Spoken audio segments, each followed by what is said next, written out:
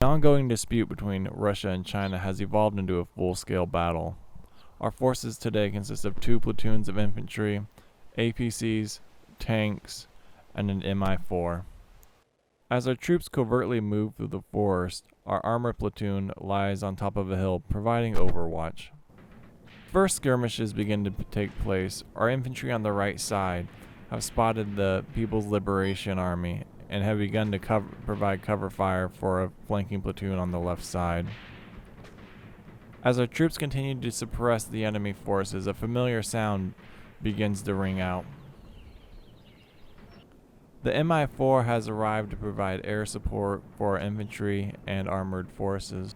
Even as air support arrives, the People's Liberation Army refuses to give up, and our platoon on the left side is taking casualties. They've already lost a commander and the field begins to catch on fire.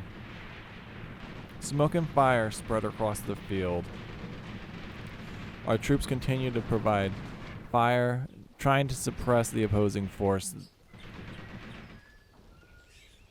As the fighting intensifies and the fire continues to spread, the People's Liberation Army continue their assault, pouring down from the hill and into the field.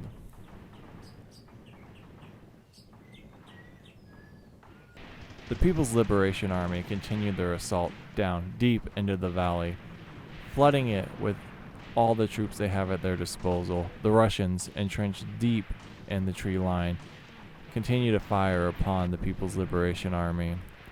Fire continues to spread across the field and up the hill. It's at this point the Russians launch their third phase of this attack.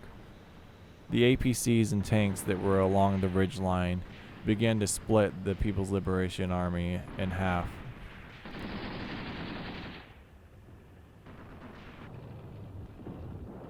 The MI-4 is finally in position, providing our Russian troops with some air support, raining fire upon the People's Liberation Army, driving them out of the valley and showing no mercy.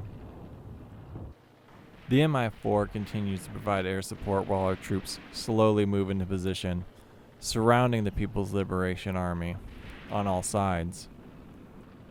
After several strafing runs, the MI-4 has run out of fuel and it needs to return back to base, but it's done its job. It provided our troops with a brief window of opportunity to push up the hill and drive out the People's Liberation Army.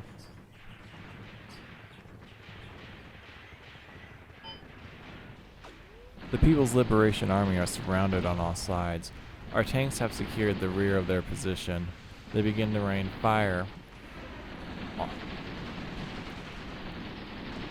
This once small skirmish has turned into a complete massacre. The Russian forces have secured the valley, and they're just cleaning up what's left of the People's Liberation Army.